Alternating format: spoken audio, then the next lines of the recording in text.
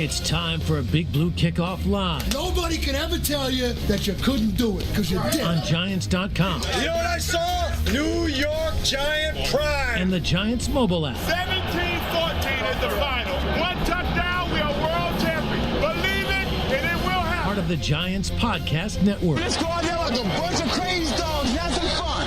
Welcome to Thursday's edition of Big Blue Kickoff Live here on Giants.com, the mobile app. You can also watch us on YouTube. He's Marc Malusis. I'm Lance Medow with you for the next 60 minutes. Multiple ways you can interact with us here on the program. You give us a ring, 201-939-4513. You can also hit us up on social media using hashtag Giants Chat. He is at Marc Malusis, one word. I'm at Lance Medow, one word as well. Nice. Last name Medow. He's Mark with a C, for those of you counting the spelling at home. See, I'm very specific. Very. When I am in this seat. You're an NYU guy. I don't expect anything else. You know, Violet Pride. We got to make sure that the ABCs are followed accordingly, Moose. Well, listen, it's good to share the set with you here. No doubt. For the first time. You do a great job. Lance. Absolutely. Well, likewise, looking forward to having a good conversation on many fronts. This is the best time, in my opinion, to be hosting a Giants-related program, given all of the free agency movement. So Moose and I will take you through the ins and outs. Some have been official. Others are pending physical. So you may hear us say that time and time again throughout the course of this program. It is presented by Cadillac, the official luxury vehicle of the New York Giants. We're also broadcasting from the Giants Podcast Studio, presented by Hackensack Meridian Health. Keep getting better. So Jermaine Eluemunor just spoke to the media. Moose and I were listening in on that. We'll give you our thoughts in terms of the offensive line and what the Giants have done from that standpoint. I think that's a good starting point. Yeah. Because Eluemunor was one of what I considered, Moose, the three key free agents that were out there on the market. Wan'Dale Robinson, Cordell Flott, of course, being the other two, and those two players are joining Brian Daboll in Tennessee. So Jermaine Eluemunor, and I was on with Schmelk last week, and my order of priority was Eluemunor number one, Flott number two, Robinson number three. I thought the one guy they couldn't afford to lose was Eluemunor, mainly because of how far this offensive line has come and also what it would cost you and maybe the lack of substance at the right tackle position in the event that Eluemunor walked. Yeah, I would agree with that. And I think that's a fair assessment. Robinson coming off a career year. Flott, obviously, Giants were interested, obviously, in both those other players as well. But to in a salary cap world, to a price, and both of them obviously signed with solid Daboll and the Tennessee Titans. When you look at Eluemunor, everything that you mentioned, I mean, Lance, for too long here, the offensive line for the New York Giants, really since 2011, the last time they won a Super Bowl, has been a big-time talking point. And you've had different brain trusts come through this very building and try and resolve it, different coaching staffs, different draft choices, different free agent signings, all of that. Before, you were able to kind of talk about a Giants game, win or loss, where the offensive line wasn't one of the main talking points this past year, and it wasn't. And Eluemunor is one of the reasons why. Obviously, if you're going to think about, offensive lines in the National Football League, or you think about productive offenses, it always starts up front, right? I used to do a show on WFAN with David Deal before he headed into the coaching ranks with Memphis, and he used to always talk about the mantra for O-linemen we are the reason, right? So when you look at Eluemunor, I wouldn't disagree with you in terms of the priority at the top of the list for Joe Schoen and company going into this offseason was to make sure their right tackle was back. I was surprised about the contract in terms of it being not as large as I thought it would be, given off the year that Jermaine Eluemunor had this past season with the New York Giants. But, yeah, it was a top priority because the offensive line is a big-time priority. You want to run it. You want to make sure you protect your second-year franchise quarterback in Jackson Dart. You want to be an efficient offense. Well, you better have an offensive line that has a good understanding of what they're doing. And to keep a group together for most part, you build up that chemistry year in and year out instead of being in a constant state of change. Well, I'm glad you went there, Moose, because let's piggyback off of that point. As it stands right now, they're in position to potentially bring back 4 of their 5 starting offensive linemen from left to right: Andrew Thomas, John Runyon, John Michael Schmitz, and then Eluemunor at right tackle. Greg Van Roten is still a free agent. Yep. Possibility remains that he could return, so they could be talking about full continuity. They did re-sign, and this is official, Evan Neal, which I think was a surprising development development on many different fronts. We had a lot of conversations on this show, and my mindset was, and I was looking at it more from Evan Neal's lens, the fact that at this stage in his career, especially with a new coaching staff coming in, that perhaps he would want a fresh slate, meaning he'd want to go elsewhere, get an opportunity to compete, get a different perspective. Now, the Giants, they do have new voices, they have new eyes in terms of the coaching staff, but I thought it was more on Neal, not necessarily what the Giants wanted, and they came to an agreement on a one-year contract, and Neal is going to be back into the mix. Now, it's still a prove-it situation, Moose, for him, okay? Let's not be naive here. We're still at the stage where there's going to be a 90-man roster, and the 51 at this stage count towards the salary cap before the start of the regular season. So all of these transactions they make, especially with what I would consider complementary pieces and no guarantee to be a starter, still need to prove that they warrant a roster spot. So Neal's coming back, but this is still very the early stages as to what his potential role could be with this new Harbaugh regime. Right, and no one's making any declarations. You throw in, Marcus, but to the Neal stuff, I think it's interesting from, and I wouldn't disagree with your assessment, Lance, going into this free agency period, right? But if you're Evan Neal, there's no other way to cut it. He's been a massive disappointment since being a high draft choice by the New York Giants coming out of Alabama, and that's underselling it a little bit, right? So. But here's the one thing that would maybe open up the eye that I didn't really think about until the deal came down and people were surprised by it. There is a connection in terms of the investment that was made by Joe Shane in Evan Neal early on, right? Yep. And now, as you mentioned, you have different eyes, right? You have a new head coach, you have a new offensive line coach, you have a new offensive staff. It's a little bit different. Maybe it's a case where Evan Neal can potentially go out there and move inside. It's a one-year contract. It's not a huge financial commitment. You're looking for options. He's still physically talented, right? He's still a mountain of a young man. He still was very, very talented to be a star at the University of Alabama. It's been a while since we've seen that caliber of player. And what's the hurt and the risk? Right? If you're the gamble, right? Because of the idea of if he goes on, latches on with another team, that general manager didn't draft him. There's no emotional investment. There's no emotional commitment. There's none of that whatsoever. The Giants did draft him. He's familiar with this building, familiar with this organization, but now you've got a new coaching staff. You've got a new offensive line coach. So now, you know what? You have a new opportunity here. And if he uses this 1 year to go out there, and stays relatively healthy, who knows? I'm not telling you that he's going to end up being the starting guard for the New York Giants, but he's looking to try and revitalize his career as best as he can. And he probably looked at it and said, staying here maybe gives me the best opportunity of being able to do that. Well, and I'm sure also the pathway perhaps to legitimately compete for a starting job, right? No was doubt. a selling point because until Van Roden or somebody else with a resume where you say, okay, hey, he's probably going to be in line to be the main guy, then Neal, I'm sure, is saying to himself, all right, at least the window is still somewhat open. And here's the other thing that maybe gets lost in translation a bit, Moose.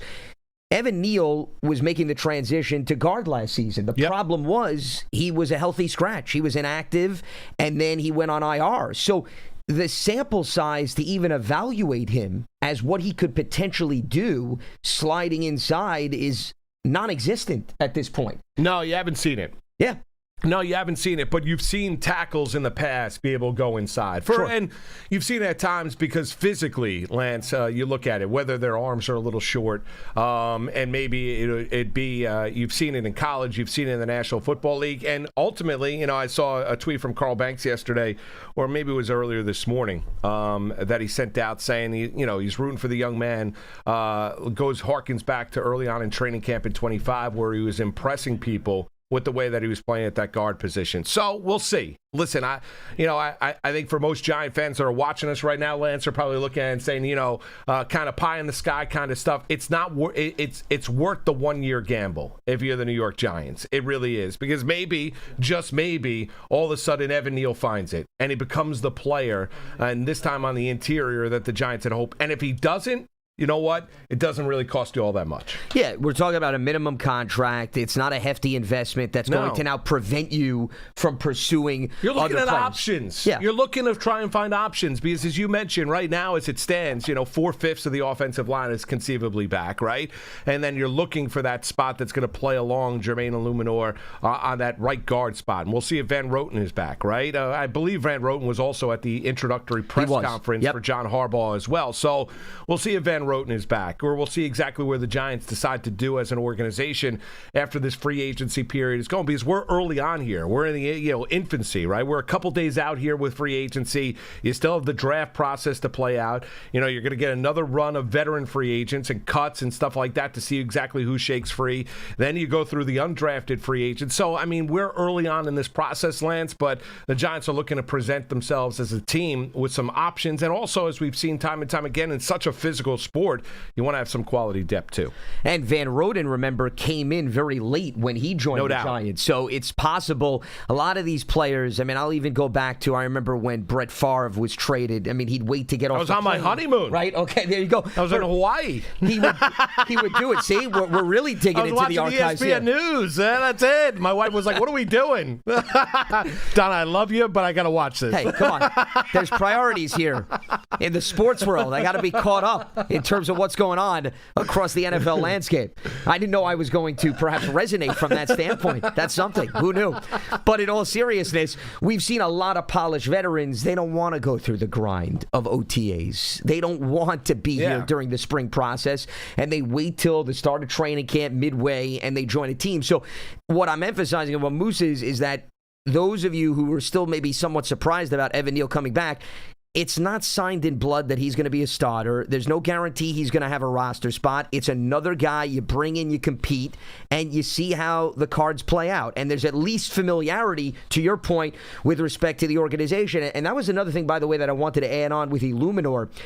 Jermaine started his career with Baltimore. Yep. Not to say that Harbaugh had to be convinced, but John already knew about at least Eluemunor and his pathway and how hard he's worked going from a player that was rotated in, moved from organization to organizations, played multiple spots, and now has solidified himself as a high-caliber starting right tackle. So I'm sure that established relationship helped in terms of when Joe Shane and the front office at least laid out what perhaps their priorities were. Yeah, no doubt. And listen, I think, Lance, just as the fan base that's watching us right now and the Tri-State area all across the country are excited about the Giants and the new beginning here with John Harbaugh, I think players are just as excited as well.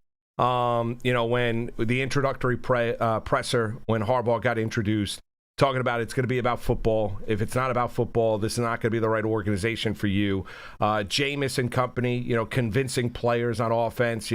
I think Tyrone Tracy was one of them. You better be here for it. I think it'd be a good idea if you're here for it. And more than just a handful of players were here at that introductory presser. I think there is an excitement, and you mentioned about the familiarity, and every pathway in the National Football League is a little bit different. Not one and the same, right? And so you look at the way that Eluemunor, came here and has shown himself and talked himself up before the start of free agency. I think he did an interview, I think it was with Paul Schwartz in the New York Post, saying he's the best right tackle in the National Football League. You thought that there was maybe a team that was going to go out there and, blow him away with an offer. He got paid really well, but he didn't get overpaid here to be a New York Giant. And I think there's an excitement from Jermaine listening to him before we hopped on the airwaves this afternoon, Lance. I think there's an excitement with him being back here, familiar with the organization, and really coming off a year in which he probably played one of his best seasons in the National Football League as well. But I'm talking about the fact that his pathway is not one and the same. It took some time for him to be able to find himself in the NFL and go through the ups and the downs and the physical challenges, the mental challenges, to now all of a sudden he's blossoming as a really good starting right tackle. Yeah, he did not earn a consistent starting job until 2022 when he joined the Raiders. He started all 17 games that season, coincided with him joining with Carmen Bracillo, and then they came over here with respect to the Giants, and last 2 years he's played 15, 16 games respectively. I would agree with your sentiment. I think that this is a player, I don't like the cliched phrase, the hometown discount. I don't think it was necessarily that. No. But I do think that he's built a relationship with the organization. I think his family is comfortable in the area, and I think that he likes the fact that the team valued him, gave him a starting job coming off, even after his Raiders stint. I think there were still question marks about, is he a legitimate everyday right tackle or is he a guard because he moved back and forth? And if you're comfortable and you like your surroundings, you ask most football players, that does hold value. How that equates financially, Moose, that is going to vary from player to player, but I think that did play a role in at least his thought process. Yeah, and to some it doesn't. Right? To some players, they're going to look at it and say, I want every single last dollar that's coming my way. To others, that there is an intrinsic value. And now, what do you calculate it to? How much money do you, I mean, we're talking about, numbers that you and I, Lance, can only dream of, right? With the amount of money. And I give them all credit, right? We're out there to watch these guys go out there and compete, and they're elite level athletes. So I think Eluemunor, looking at the situation, even if there was a better financial package with Harbaugh stepping in, with the fact that Jackson Dart is going into year 2, the fact that you've got Abdul Carter, Brian Burns, Dexter Lawrence, the confidence level in this coaching staff, I think there's an excitement that, this Giant team is going to turn it around pretty quick. And so I think if you're Jermaine Eluemunor, with familiarity, you've seen a lot of losing over the course of your career, you have, that you'd like to latch on to this. And there's a great familiarity with the program and the regime, even with a change in offensive line coach and a change in head coach. You're familiar and confident in the organization on the whole. One last thing I want to get to before we open up the phone lines, and it's related to what you just hit on. There seems to be, at least my takeaway from the direction in which the Giants went in free agency, and few names that we may throw out here. Remember, it's pending a physical, such as an Isaiah Likely and a Patrick Ricard, who are rejoining, according to reports, Harbaugh from Baltimore. But you look at that, you look at them bringing back Eluemunor, pounding the football, and I think you were hitting a little bit on this with respect to the running backs and Cam Scatterbu hopefully returning to full health. And you look at what Harbaugh did in Baltimore. They utilized a plethora of different running backs. You knew that they wanted to make sure that was not just a complementary piece to Lamar Jackson, but if they wanted to put together, Moose, 8-9 play drives for 80 yards, they were capable, right, of doing that. And I think that mindset is what John Harbaugh wants to bring over. It's no coincidence. Greg Roman is on his staff, his former OC.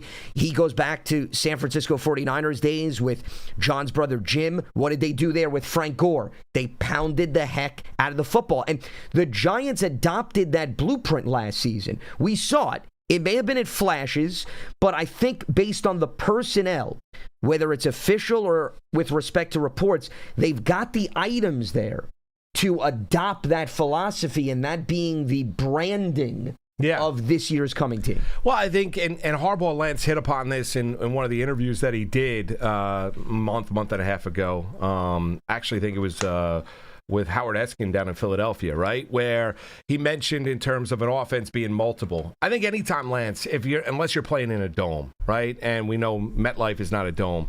When you're in the Northeast, right?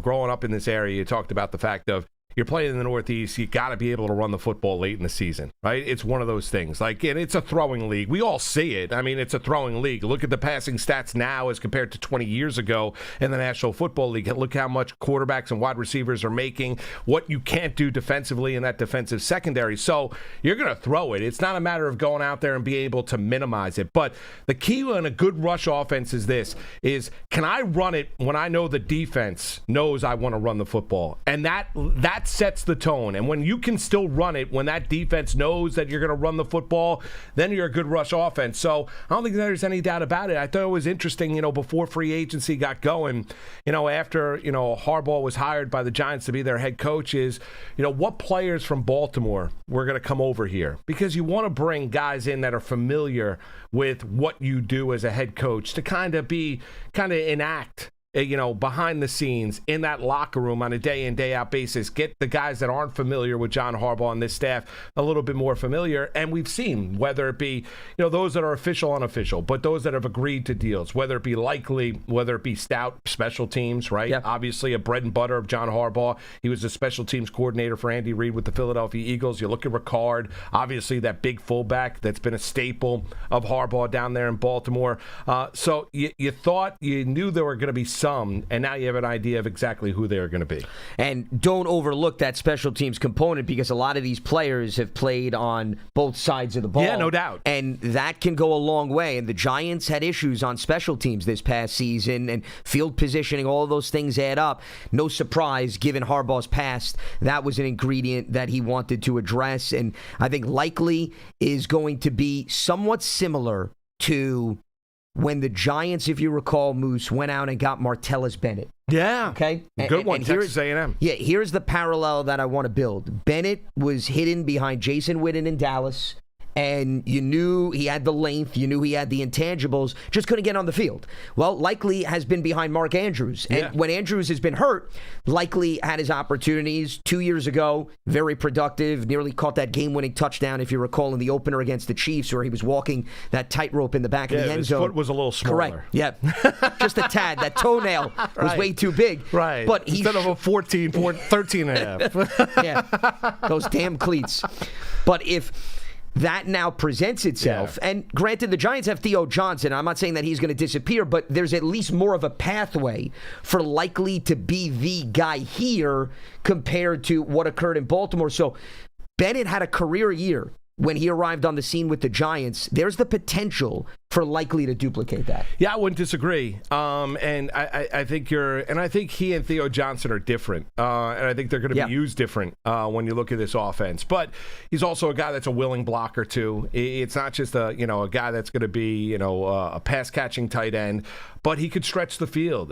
When you're looking at what you can do from him in the seam, you can look at him and view him and use him in a lot of different ways. He's been good in limited opportunities with yards after the catch, Lance. So there's things to like in terms of when you look at Isaiah Likely, and kind of you get into this conversation in free agency where, am I paying for what the player was, or am I going to pay for what the player potentially can be? Right? And sometimes you get into this with other older organizations that have won a lot, right? With guys that are a little up there in age. Like, what's my emotional commitment? They've won a lot of games for me. What am I willing to pay? Where is their game now?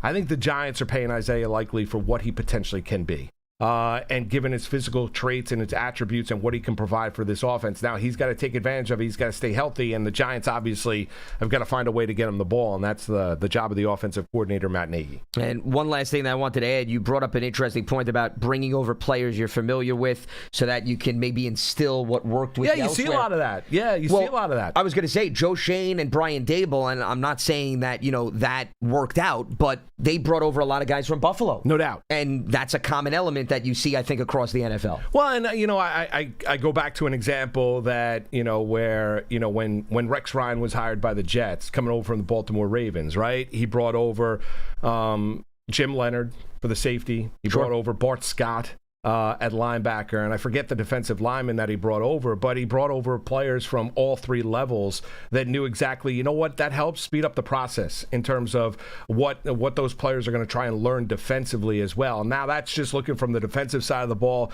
I think you have to have an understanding of what the culture is going to be here, and the quickly you instill that or get players up to speed in terms of what they can expect, I think the better off you're going to be as an organization. We'll get into some of the free agent additions on the defensive side of the ball as we move forward here on Thursday's edition of Big Blue Kickoff Live. Lance Medow, Marc Malusis with you. Let's open up the lines at 201-939-4513. We check in with Jeff on Long Island, joining us here on BBKL. What's happening, Jeff? What do you got for us? Hey, good afternoon, gentlemen.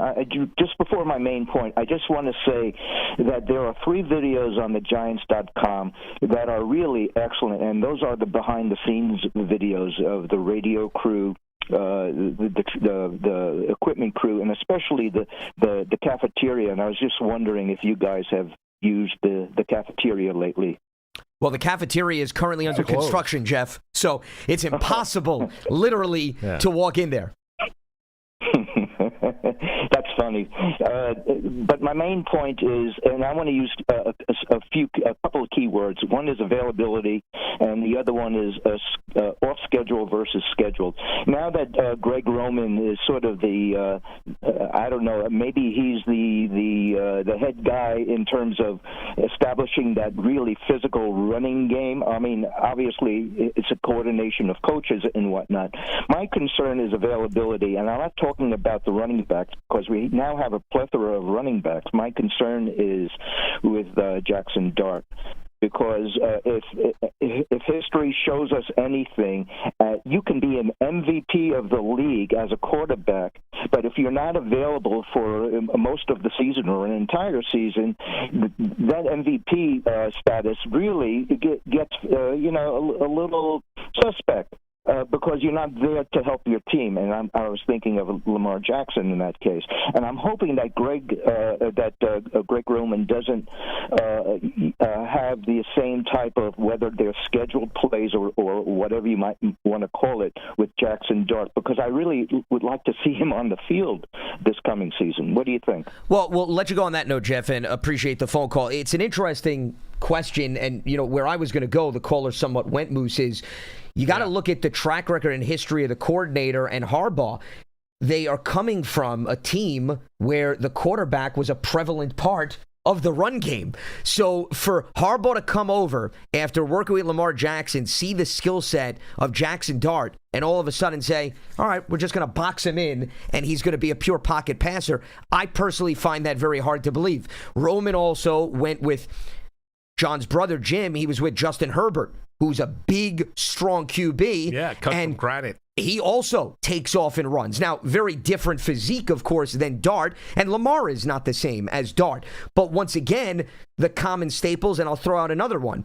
When Roman was in San Francisco, he had Alex Smith. Yeah. And Alex Smith was another injury-plagued quarterback, and they didn't shy away from running him because of his mobility. So I get the concern of the caller, Moose, but they're going to have designed plays. They're going to have that component ready because that's today's NFL. Right. Well, no question. And I think you want to make great use of the full athletic ability of the player. But let's not, I mean, Lance, I love Jackson Dart athletically. He's not Lamar Jackson as a runner. Sure. Right? And there were limitations to Alex Smith as a thrower when he was in San Francisco, right? So you have to kind of, he didn't have the greatest arm in the world, wasn't a big-time downfield threat, wasn't going to be able to air it out 50, 55 yards down the field with any kind of velocity, right? So there are no limitations when you're looking at Jackson Dart. I have no concern with them being able to use him in design runs. The concern with Dart is you can't take on tacklers. I mean, that's it. I mean, you got to be able to understand that you have to get down. It's bigger, faster, stronger in the National Football League. This isn't high school. It's not the SEC. And I think he learned that. I really do. I mean, because guys are going to be coming at you from all different angles. And I understand the competitive nature, Lance, in order to fight for the last yard and all of that stuff. That's the... Yeah, I think you need to go through it. And I never played in the NFL, but guys that have, you need to kind of understand it and go through it and realize what you can and cannot do. But they're going to use them. They're going to run it. The question is in terms of, for Jackson Dart, is have the understanding of, I need to get down in order to play the next day. Taking on the tackler, taking an unnecessary hit when I don't need to for that extra yard just isn't worth it. Well, the play in New England comes to mind. No doubt. Last season, right? 100%. When you're on the sideline and you're trying to get 2 to 3 extra yards in the big picture, I mean, is that going to make or break your offense? No, it's not. No. That's the point. And Lamar gets down. And listen, Lamar was, when he came out of Louisville, was an unbelievable player, right? He really was. And, you go back to the conversations at the time around him, around the NFL draft, and obviously he's embarrassed a lot of talent evaluators in the NFL with what he has become as an NFL quarterback, right? And so, but there were limitations with him in the passing game early on to where, before he really developed as a thrower, and before the weapons were put around him, like a Zay Flowers, like a Mark Andrews down there in Baltimore, and you've seen him develop as a thrower. When you look at Jackson Dart, he's not as athletically gifted as Lamar Jackson as a runner, but initially, in terms of in his first year, he's a significantly better thrower of the football than Lamar Jackson was. Now, the question is, this offensive staff has to put everything together for Jackson Dart. And to the play of the caller's point is, in order to be great, you got to be available. What made Eli Manning an all-time great New York Giant, and potentially, at one point in time, I think he's going to be a Hall of Famer, is that he played all the time. he never got hurt. Yeah, and that is a luxury, even to this day, in terms of all these generations and decades that have gone by. You're bound to be without your quarterback, but if you can say, hey, I can pen in my guy for 17 games a season, I mean, that changes the trajectory of your team. And if you do lose a player, and I'm glad you went there, because the one thing that I thought Baltimore did actually effectively, it may have not worked out wonders all the time, but the Ravens, once they moved on from Flacco, Moose, they brought in a quarterback that skill set wise, no question, matched Lamar, meaning they didn't have to completely revamp their offense. And I know Jameis is in-house, and Jameis is not a statue, but he is very different than Dart in terms of athleticism, although after what we saw him haul in a catch last season, I don't know.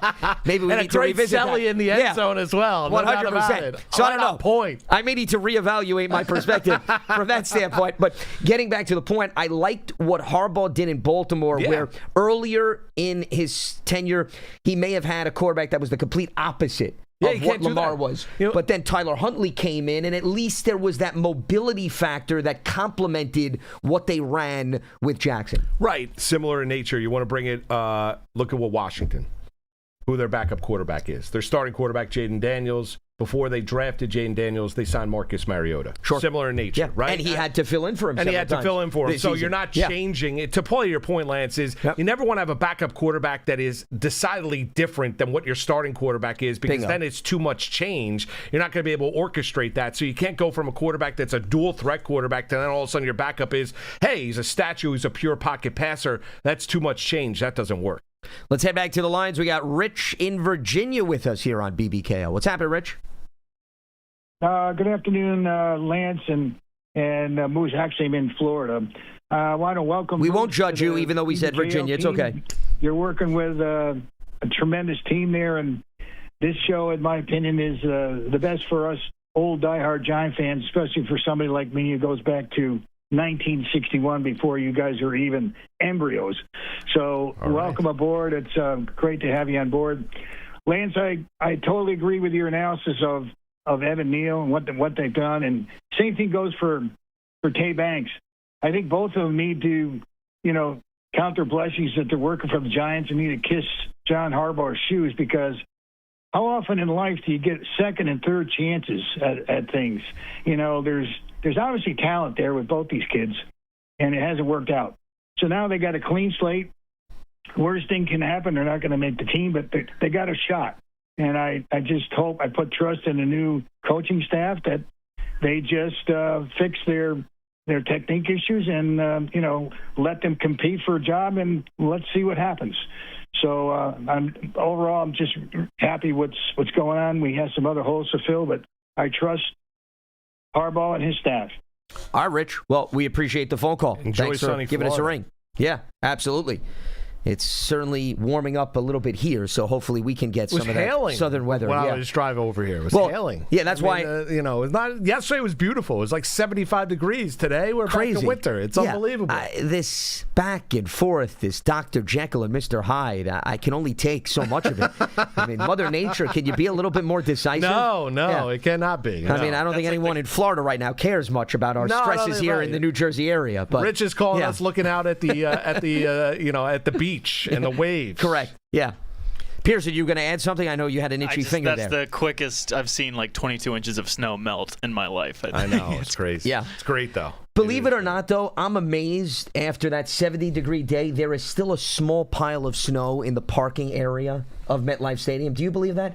No, I didn't notice that. It could survive a nuclear bomb out there. I didn't notice that. Yeah. I didn't notice that. Well, I think, you need to prioritize. See, you're the guy that you're focusing on the negative. I'm focusing on the positive. All the other snow is gone. Lance is focused on the one pile of snow that's still there. I'm wondering how it survived. To your point, the stretch of 60 because it was probably like 10 feet tall at one point in time. True, it but was probably like a mountain. It looked like a small building, and now it's basically more than just a little speed bump. You're like, well, it's still there. I'm impressed. You haven't viewed it, but your description was somewhat on point. Oh, was it? A small house is a very nice description. I thought there was an area for a window, a kitchen, and I think you sold the picture. There you go. So I certainly appreciate it from that standpoint. One thing, real quick. I understand the caller brought up Tay Banks. Banks, though, a little bit different, still on a rookie contract. Yeah. So, not to say that they're on opposite ends of the spectrum, but the Giants then have to make a decision with Banks, especially if you're Harbaugh. You're on a rookie contract. You're not putting a great deal of strain on the cap. With Neal, his contract expired, but it still holds true to be what you said, and I'm paraphrasing, it's low risk, high potential reward. You're bringing him back in the mix when you have an expanded 90-man roster. And same thing with, anybody else they may bring back who didn't have an overwhelming role. Why not let the new coaching staff evaluate them? Yeah. And you're not signing them on the dotted line and guaranteeing that they're going to be here once the regular season starts. Well, Lance, we just got through the NFL scouting combine. What does that do? That grades out the athleticism of guys coming out of college, right? NFL teams, not just the New York Giants, but teams across the National Football League, for guys that have not figured it out as of yet, right?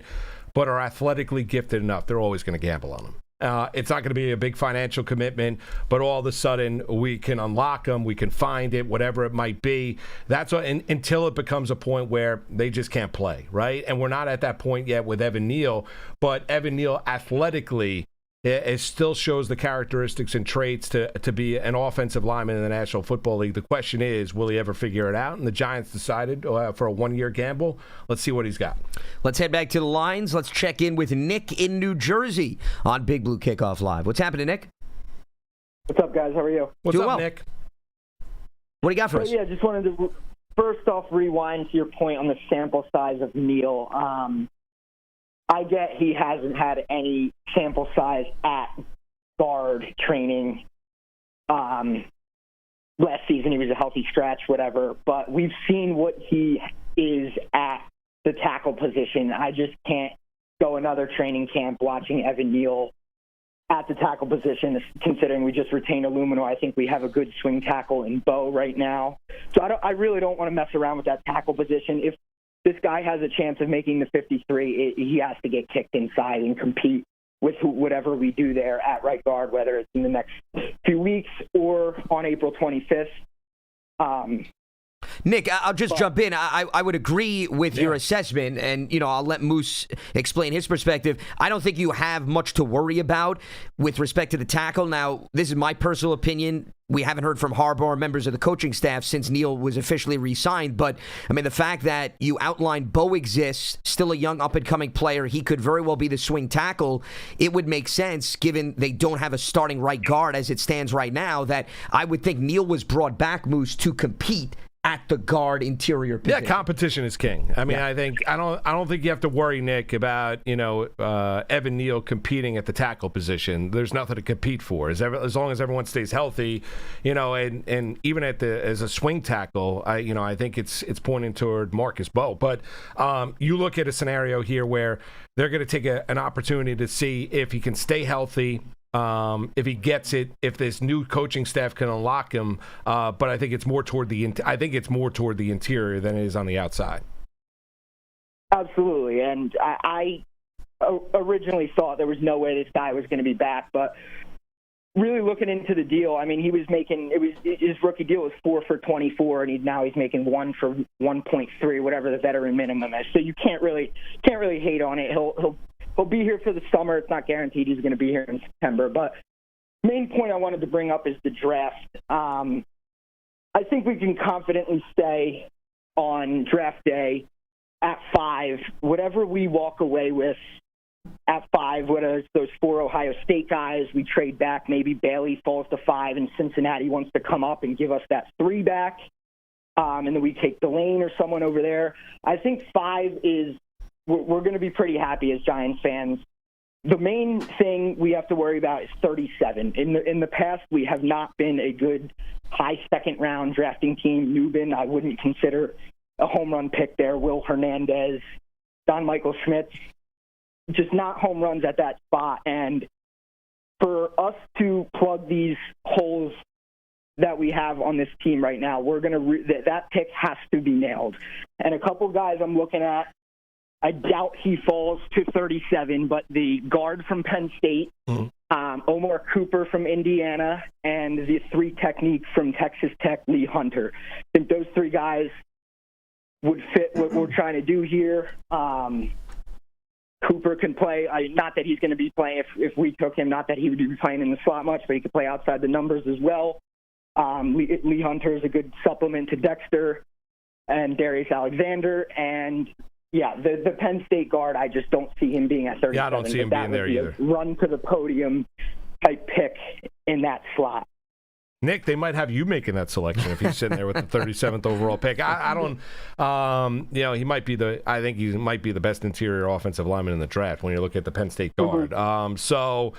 I don't see him sitting there at 37th overall, but I would agree with you if he is a sprint run. If he's there late in the first round, it might be an opportunity where potentially you move back into the first round to go out there and get him. But you're not wrong. Yep. I mean, the whole point of the exercise of free agency is not only, Lance, improving the talent on your team, but not going into draft night where you have this glaring need that you need to address. The Giants are coming out of free agency where there are things to improve on. There's no doubt about it. But say, for argument's sake, you lost Jermaine Eluemunor in free agency, right? And all of a sudden now you don't have a starting right tackle. And the other options in free agency aren't all that good. And then all of a sudden you're saying to yourself, I'm looking at my draft board differently with the 5th overall selection because I need to draft a guy that I think can be a plug-and-play right tackle for me year one for John Harbaugh.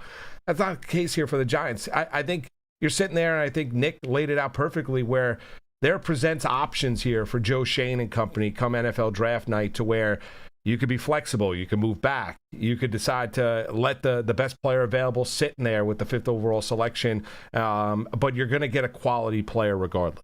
And that's what Joe Shane has mentioned in passing previously. And Nick, we'll let you go. Appreciate the phone call. Thanks for giving us a ring. He's always said you never want to get to the draft, as you were insinuating, where you're forced to go in a specific direction. And you look at, once again, we'll combine players that are official and players that are pending physical. They've addressed the offensive line. We talked about the tight end position, the fullback position, linebacker, some corners/safeties. They've already sprinkled personnel across the board. Now, I'm not saying that all of these guys are going to make the roster, and I'm not saying that all of them are going to play high volume of snaps, but as you're constructing your roster heading into the spring, they're having more of an equal opportunist philosophy where they haven't overly emphasized one facet of the team compared to another that I think top 5 pick, you should be able to take who you think could make the biggest impact year one. And remember, this is a bit of an uncharted territory for John Harbaugh. Moose, he doesn't pick this high when he's been in Baltimore. 18 years, right. When you look at some of the examples, there's not to say that they align with who's available and who's in the mix for the Giants. And the last caller brought up 37. And, I don't like to get ahead of ourselves just because it's hard to project who's going to be on the board at that point. But I will say an overarching theme, and I've brought this up over the years, if the Giants do want to take the next step,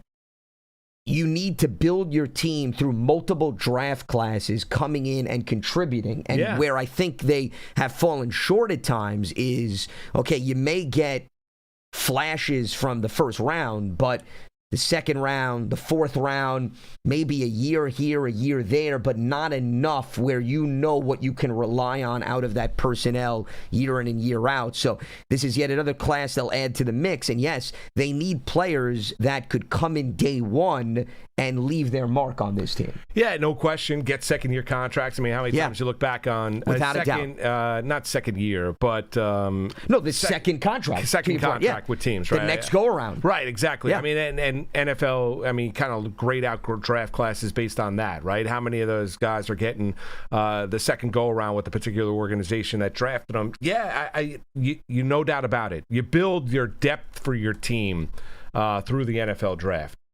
You can't do it through free agency. It's too expensive. So you address areas. You go out there, get high-impact players. You have capital to go out there and play for. You're trying to win.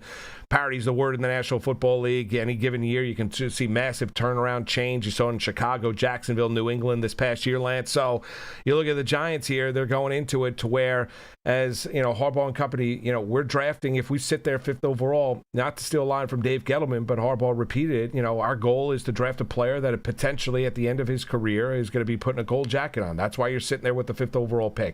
to have that caliber of player, and we'll see exactly who's sitting there for the New York Giants when they draft 5th overall. Yeah, I'm looking at some of the second-round picks that the Giants have made in recent history, and the caller ran through a few. One name that was not brought up, and I'm going back a little bit in time, and this is even pre-Joe Shane, but you go back to 2021, Moose, and Azeez Ojulari was their second-round pick, and unfortunately he dealt with injuries, but just think, in opposite world where Ojulari stays healthy and gives you the pass rushing numbers consistently, 7-8 sacks a year, that disruptive force.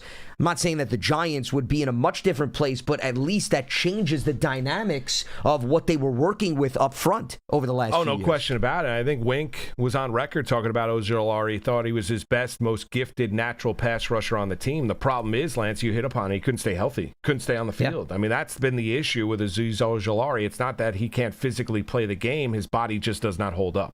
And then coincidentally, Aaron Robinson was the 3rd-round pick that year, another guy that could not stay healthy. I mean, even Ellerson Smith, the 4th-round pick, those 3 guys, I mean, think about that. That was the 2nd, 3rd, and 4th-round picks in 2021, and the common element with all 3 was injuries and the inability to stay on the field. Right, and the thing when you look back at, Baltimore, and I understand it was Ozzie Newsome, Eric DeCosta, and you look at that group, their ability to go out there, even though they didn't have high draft choices, to be able to take advantage of opportunities, right? When Kyle Hamilton is sitting there, and a lot of people are like, how do you draft a safety? And you look at what Kyle Hamilton can do defensively and how he can be all over the field and how he's a big-time playmaker and how offenses looking have to make sure and take account of exactly where he is on the field. Baltimore has done a really nice job historically. I understand there's been some regime changes and, offensive, defensive mindset, but over the years, they've done a really nice job of being able to target guys, find guys, even later on in rounds, and develop those guys to where all of a sudden they become starters for them. I'm glad you're running through these names. I just brought up the Ravens draft history. You mentioned Kyle Hamilton. Think about this 2022 class for the Ravens, and now the connections that they have to the Giants. So Hamilton was a 1st-round pick. Then they took Tyler Linderbaum later on in the 1st round. Okay, now he just left in free agency to go to the Raiders. And he dropped because he had small, short arms, right? I believe it was. Wrestler growing up. That is accurate. Yep. So those 2 guys, we know they left their mark. I mean, Travis Jones, the defensive tackle of the 3rd round, not a bad pick. And then 2 guys that, according to reports, are coming to the Giants, Jordan Stout, the punter in the 4th round, and they took Isaiah Likely in the 4th round as well. Good draft. Right? I mean, that's 5 guys we just ran through, and you're not going to hit 100%. And they had a number of picks that year, but to walk away with 5 players who you could say over the course of the 4 years that you had them, or maybe the 5th year with the team option, that at least you can rely on year in and year out, or added to depth, help special teams. That's how you build up a nucleus of guys that you can rely on in the event you lose your top-line players. Plus, you want guys that are starters that are not making a lot of money. And that can help your team that aren't making a ton of money in a salary cap world, especially when you come to the era where eventually you have to pay the quarterback, right? And you hope you get to that point here with Jackson Dart, right? Where he stays healthy, he stays upright. The potential we saw year number 1, that potential is realized, and I believe it will be, but he's a true franchise quarterback, right? And I think that's exactly what we're on the verge of witnessing here, Lance. Well, after his rookie deal is over, you're going to have to pay him. And, they're starting quarterbacks in the NFL. We just saw Daniel Jones re-sign with the Indianapolis Colts. He got 2 years, $88 million with the potential of making $100 million, right? So, I mean, you're when those guys start to get paid, it becomes more and more difficult on front offices to be able to put their team together. And then you have to start to make tough choices like we've seen out in Kansas City this year with the trade they had to make with the Los Angeles Rams. Yeah, and Seattle, too, has lost a number of free agents. No doubt. Not the equivalent situation in terms of the quarterback, but good teams, they lose personnel. And how do they then maintain where they are? They draft well so that next group of players comes up and takes some of those starting positions so they don't have to fill every void through free agency that Moose mentioned, because realistically, that can't be done. Let's head back to the lines. We got Jessica in Connecticut with us. Welcome aboard, Jessica. What do you got for us? Hi, good afternoon, Moose. Good afternoon, Lance. How are you? What's Doing up, well. Jessica? Oh, just living the dream. Thanks for taking my call. I just want to talk about, why isn't anyone talking about the signing of Isaiah Hodgins? I think that was such a great move on the Giants' part. I was so happy that he came back. I think he's an underrated player. Yeah, I think that's a very fair point. Hodgins came back middle of last season after he had a productive first stint. He's a bigger wide receiver, which is, I think, what you were hitting on. So he offers something a little bit different than what they currently have on the roster. And they also brought back another name I'll throw out while we're on the topic, Gunnar Olszewski, which I thought was good to have him back in the mix as a potential return man and also a player that took advantage of limited opportunities at wide receiver throughout his career. And towards the tail end of last season, they needed him based on the numbers game, and he made some plays down the field. So you're going to need that, and it goes to the point of what Moose and I were just talking about, Jessica, the depth situation. Everybody's not going to stay healthy. Neighbors is coming off a significant injury. We don't know what his status is going to be in the early stages of the season, and we knew some of the wide receivers in free agency were going to demand a nice penny or two, so they weren't going to necessarily take the money they saved with Wan'Dale Robinson and start all of a sudden throwing that around. I think the Giants are going to be in position, Moose, to, if they want to go after a wide receiver in the top 5, they'll have that flexibility to add to some of the established veterans they have right now on the roster. That's what I was also thinking. Maybe they would throw Gunnar Olszewski in as like a slot receiver. Not a bad one. Possible. I mean, Jessica, that's not a bad one. I think you're going to look at all options here. I don't know if that's necessarily that would be at the top of the list, but you could also look at it and say, well, the Giants, with the addition of Isaiah Likely and Hodgins coming back, where, yes, I'd like to address wide receiver. I don't know if I necessarily need to draft him 5th overall. You've got 18 to 19 wide receivers coming in this draft class that are probably ranked in the top 100 NFL draft prospects.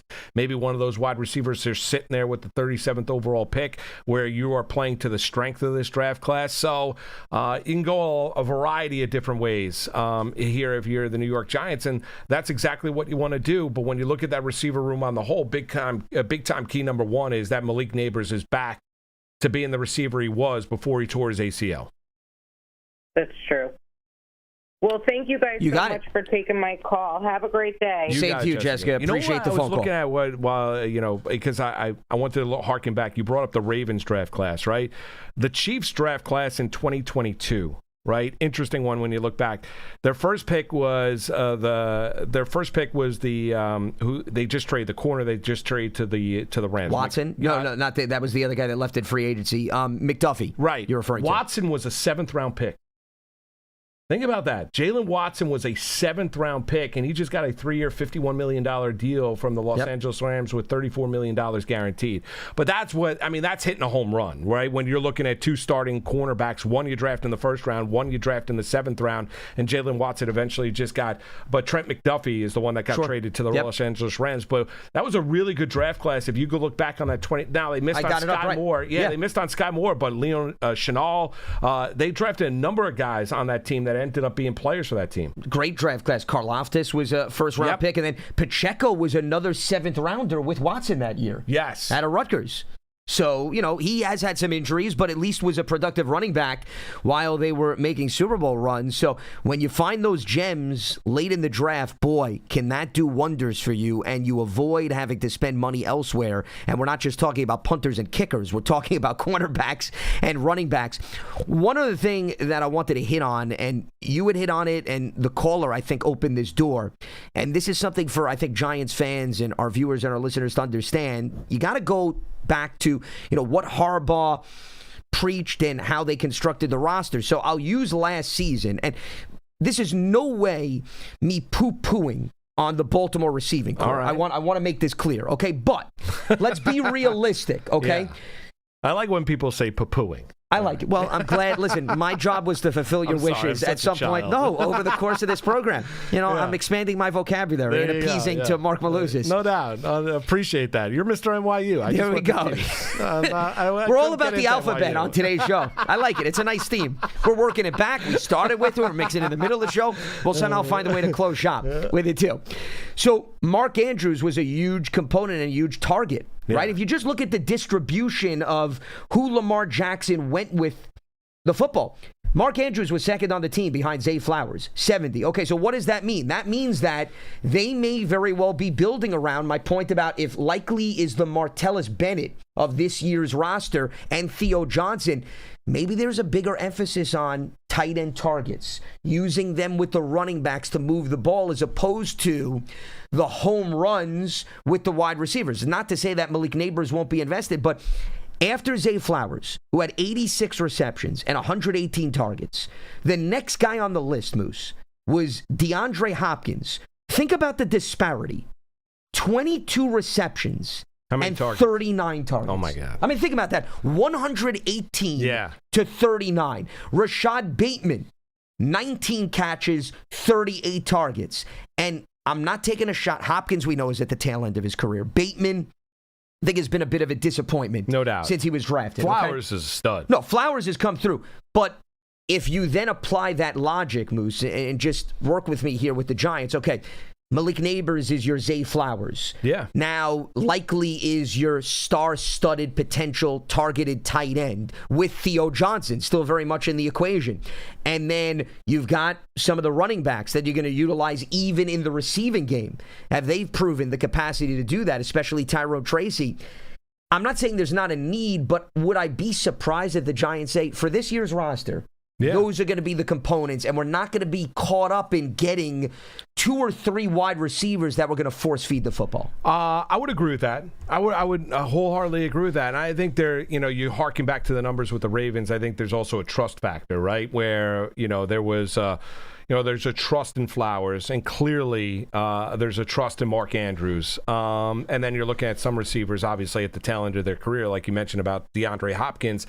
Yeah, I don't think this is I don't think we're in a scenario here with the way that the Giants conceivably can use Isaiah Likely, where there is not this unbelievable need where we need to address a wide receiver early, because he is physically gifted enough to be able to handle playing in the slot, or when you're using 2 tight end sets. And I'm excited to see, in terms of, kind of the matchup nightmare that Isaiah Likely and Theo Johnson can present. Both are physically different. Both are physically large young men. We know that. Theo Johnson has shown you a propensity to get open. The issue with Theo Johnson is he's got to hold on to the football.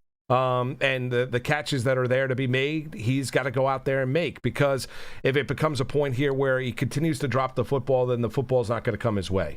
And so that we've seen that in other areas across and with other teams in the National Football League, but he still has that opportunity. I think Likely is going to be a guy where I think the Giants feel like they can maximize his potential, and nobody knows that better than the guy that coached him down in Baltimore and is going to continue to coach him here in New York with the Giants. Now, there was once a time where Harbaugh, he relied on the Anquan Boldens and the Derek Mason. So I'm not saying that he never emphasized wide receivers, but if you look at probably the last decade that he was with the Ravens, it was more tight end, running back oriented, and maybe they had one wide receiver that was prevalent in the attack. Right. I mean, you think, Ray Rice. You think about to be able to go out there and run the football. You think about, one of the big catches in Ravens history, God rest his soul, Jacoby Jones out in Denver when Flacco good was return man too. Good return man, right? Yep. So you look at all those things, I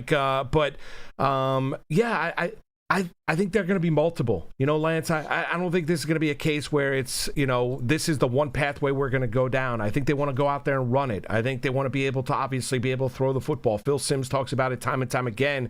If you're not pushing the ball deep down the field 3 to 4 times a game, you're doing your offense a disservice, especially in today's day and age of pass interference. So I think there's going to be that aspect of it. And you've got guys like Neighbors and Slayton that begin to be able to go out there and get the ball deep. Now you've got a pair of tight ends that can work the middle part of the field, and clearly any running back that's coming into the National Football League, you got to be able to run it, but you also have to be a threat as a receiver coming out of the backfield as well. Let's head back to the lines. Mike is in Connecticut with us. What's happening, Mike? Oh, hi. Good afternoon. So right now, I believe the Giants' biggest problem is their receiving core. I don't think it's as good as the end of last year right now with the loss of Bellinger and Wandell. As far as Malik Neighbors is concerned, according to the expert orthopedic surgeons, with an injury like an ACL and a meniscus repair, it requires 12 to 15 months. Malik had his surgery at the end of October, so he's not going to be available for the month of September. So right now, your number one receiver is Slayton. That's unacceptable. He's like a number 3. Well, and first of all, I mean, we can go down. We understand the importance. With regard to the draft. Yeah. We appreciate the call. We'll let you continue on the draft here, but in terms of Neighbors, I'm not going to medically guess when Malik Neighbors is going to be back on the field. You hear him speak about it during the course of the offseason. You hear from a lot of athletes that are going through not necessarily the same surgery he did, but number of surgeries where it's a long, prolonged rehab, Lance, is everyone's ahead of the schedule, right? Until they're not, right? So you hear that time and time again, right? Well, I mean, as if a player's going to admit, I'm going to be out the first 4 weeks of the season. Everything you've heard from Malik has been good. And so we'll see exactly when I'm more concerned in terms of when he does return, what version of Malik Neighbors are we going to get? They're not all that long ago. It used to take guys, more than that, not just to get back on the field, but to get all the way back. It used to take him a little bit more time. It seems like now, with obviously the advancement in modern medicine, that it doesn't take that much longer. But every athlete's a little bit different. So if you get the 100%, if he doesn't play in September, he's there in October, and he's all the way back to being the player that he is or that he was before the surgery, you'll sign on the dotted line. No one's debating that the Giants could use. Lance and I were just talking about it. You could go Tate 5th overall potentially, the receiver out of Ohio State. That is on the board, even with him running a 4.5. 440 at the Indianapolis Scouting Combine. So that's a potential there. Or you could address the receiver with the top end of the second round with the 37th overall selection. I don't think the room is good enough right now, but I think the room is far from being finished. Yeah, it's an incomplete picture, so I think it's extremely premature. I'll go based on what the last caller said. I understand you're judging it and you're saying, well, based on the tail end of last season to now, well, you took Wan'Dale Robinson and Daniel Bellinger out of the equation, to your point, and Robinson was your leading receiver. He was your most targeted wideout, and Bellinger, made some flashes down the field, but you brought in Likely, who Moose and I have been talking about, who has real high upside, and I think is an overall better athlete than Bellinger. So it's going to be intriguing to see what they can do with him, and that could be a replacement and then some for Bellinger. And yeah, right now at the slot position, it's a wait-and-see type of thing, but that 5th overall pick could be a very strong asset to go there, or, as Moose said, maybe utilize a second-round pick, a mid-round pick on a wide receiver. Yeah. I don't think things have dramatically changed where the Giants have taken a huge direction elsewhere in terms of the receiving core, when they could still add a veteran in the free agent market and they could still very well draft a wide receiver. I don't see the dynamic shifting that much as it stands right now. Lance, would you rather have questions at receiver or questions at quarterback? Oh, without a doubt, I'd rather have questions at receiver. Yeah, no doubt, right? So you look into it, and if I've got a true franchise quarterback, I understand you can't go out there and then, he's not gonna be a miracle worker, right? But if I've got a true franchise quarterback, and I believe Jackson Dart is that, he makes everyone around him better. Right, and so talent is talent. No one's telling you that the room is doesn't need a younger piece or another piece to go along with Malik Neighbors, Darius Slayton, and you throw Isaiah Hodgins and Gunner into the mix, that they're going to add. I firmly believe the Giants and the personnel staff at some point this offseason, whether it be the draft or somebody shakes free, they will add another individual to that room. But I've also got a quarterback that I believe is going to make everyone around him better. And so I've got the quarterback, the most important position in all of sports. I've got the solution there. You've been searching for that answer. The Giants have got that answer. Now it's a matter of putting the right pieces around him. And clearly, receiver is going to be an option potentially with that 5th overall pick. And you always want to say to a defensive coordinator when they're studying your team, all right, who cannot damage this game? Who can we not afford to have that happen? And Neighbors, without any hesitation, is the first player that any opposing defensive coordinator against the Giants is going to point to. So if Neighbors is not in the equation, are the rest of just the names putting the fear of God in the eyes of defensive coordinators? My answer would be no. Okay, we're not naive, but when you bring the quarterback into the dialogue, Moose, this is why, and I'll circle back to a conversation we had earlier, where I don't see Harbaugh and Roman completely saying they wouldn't tap into the running ability of Jackson Dart, because the way to then get defensive coordinator to shift in terms of their thinking is now we got to account for the running back or the quarterback taking off at any given moment. And that helps offset perhaps what a number 1 or 2 wide receiver would pose to the opposition. No doubt, 100%, echo that. And, to kind of hammer that point home, like you want to bring up an example of another NFL team, right? So, for argument's sake, the Minnesota Vikings. I've got Hockenson at tight end. I've got Justin Jefferson at wide receiver. I've got Addison at the other wide receiver. I don't have a quarterback that can get them the football. I mean, that's a problem. So, you can look at it and say to yourself, right? And so, you've got J.J. McCarthy, who has not developed, potentially maybe Kirk Cousins land. I haven't seen the latest one, Kyler Murray. We'll see exactly. Both of those guys were let go from their respective organizations, the Atlanta Falcons and obviously the Arizona Cardinals, as both those franchises are going in different directions. And we'll see about the health of Penix down there in Atlanta, Lance. But I could have great weapons. If I don't have the quarterback to get him the football, it doesn't matter. Right, so I've got the quarterback. Now I've got to figure out in terms of the right pieces around him to make this offense go out there and sing.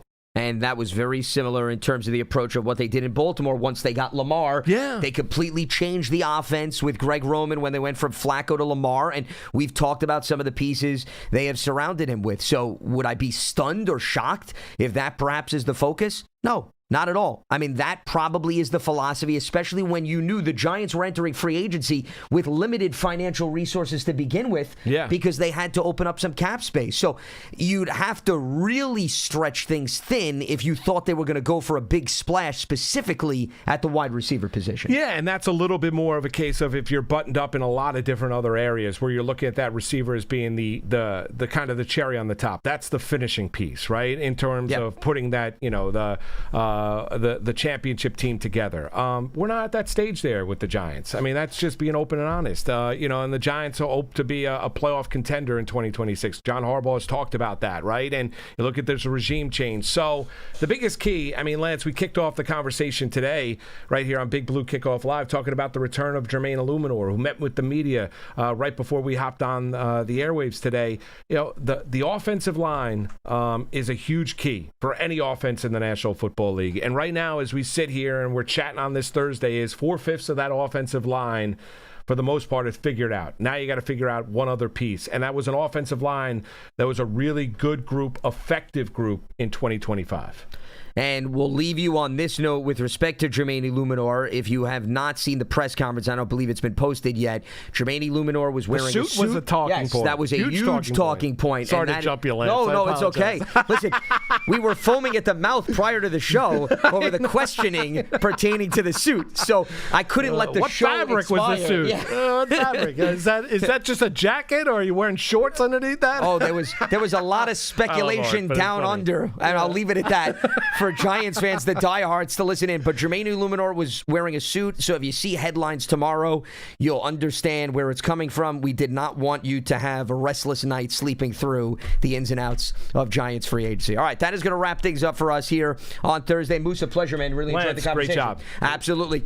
Stay locked. You got it. To Giants.com for all the latest. Is today's episode of Big Blue Kickoff Live presented by Cadillac, the official luxury vehicle of the New York Giants, and the archive of this show and our entire podcast network on the Giants mobile app, podcast platforms everywhere, and at Giants.com/podcast, as we've been broadcasting from the Giants podcast studio, presented by Hackensack Meridian Health. Keep getting better. For Marc Malusis, I'm Lance Medow, signing off on Big Blue Kickoff Live. We'll speak to you on Friday right here on Giants.com. Have a good one.